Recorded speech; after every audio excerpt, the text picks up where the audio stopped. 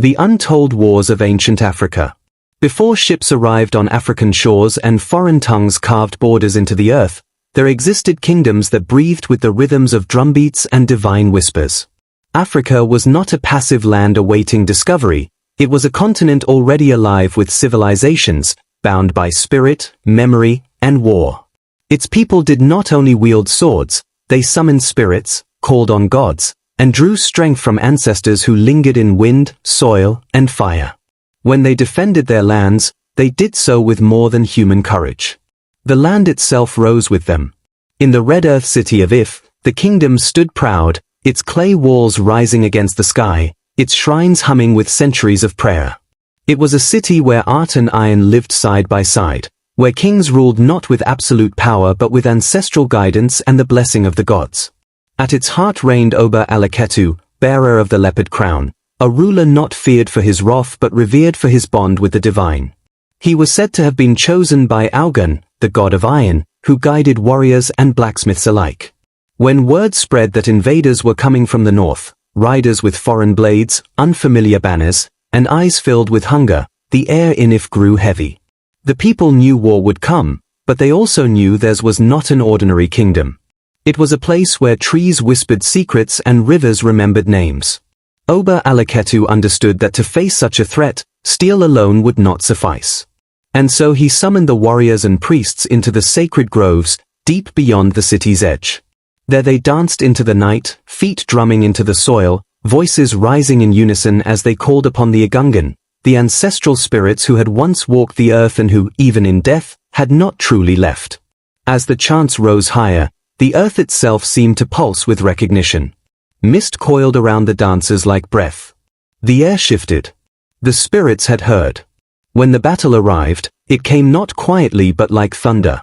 The invaders descended on the plains with horses and iron, their weapons glinting under a fractured sun. But they did not meet a frightened people.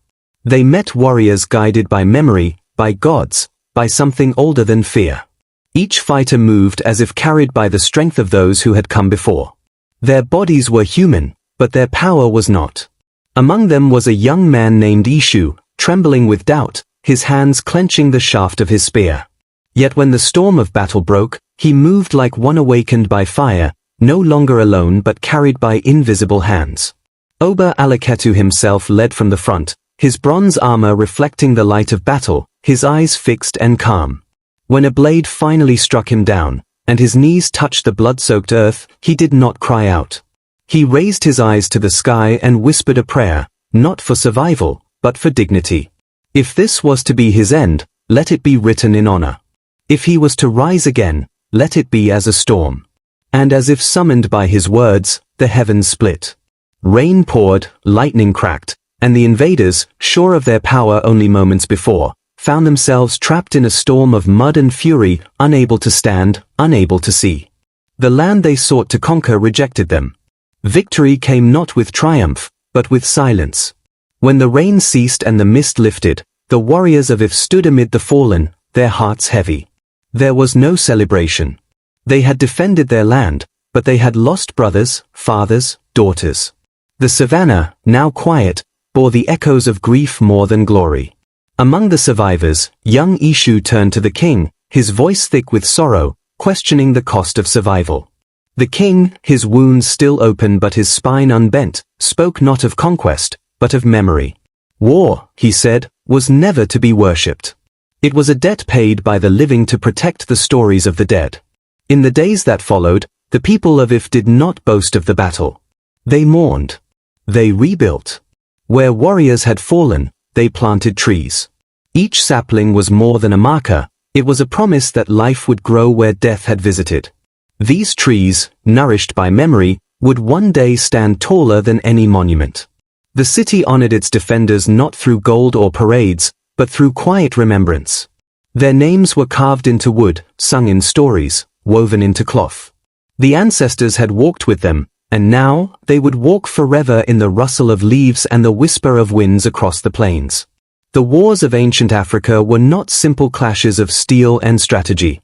They were battles of belief, of memory, of spirit. The kingdoms did not fight alone. They fought with the voices of the past behind them and the eyes of the gods upon them. And even now, when the savannas seem still and the stones remain unmoved, there is a pulse beneath the earth, a rhythm that once called spirits to battle and might do so again if the need arises. In the legend of If, as in the countless untold wars across the continent, lies a truth deeper than history. Africa did not wait for the world to define it.